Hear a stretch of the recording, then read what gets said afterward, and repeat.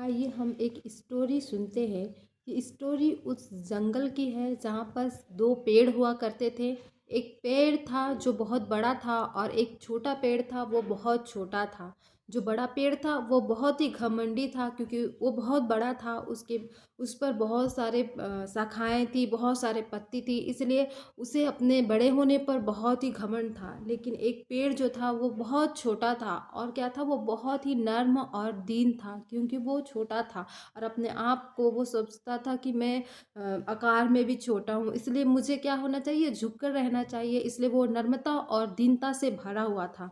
और ऐसा हुआ कि एक दिन जंगल में क्या हुआ, बहुत ज़ोर से आंधी चलने लगी।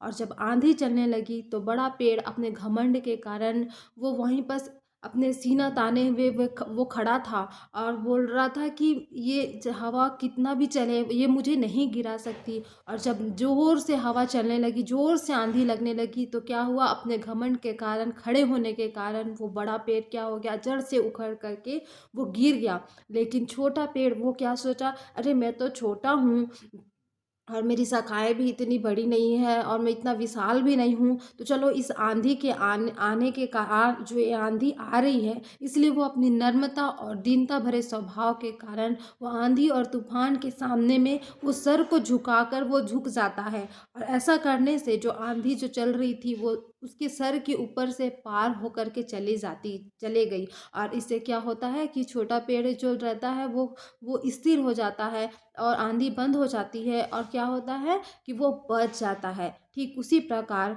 जैसे हम अपने परमेश्वर के वचन में अपना घर को बनाते हैं और अपने आप को नर्म दीन करके रखते हैं, तो चाहे हमारे जीवन में कितना भी आंधी तूफान आए, हमें कोई भी नहीं गिरा सकता। और अगर हम घमंडियों के समान एटीट्यूड से भर करके हम किसी के बातों का रिप्लाई करते हैं, तो हम क्या करते हैं, शैतान हमें उन बातों में फंसा करके हमें गिरा देता है। तो परमेश्वर आपको इस स्टोरी के द्वारा हमें और आपके जीवन को आशीष दे। आमीन।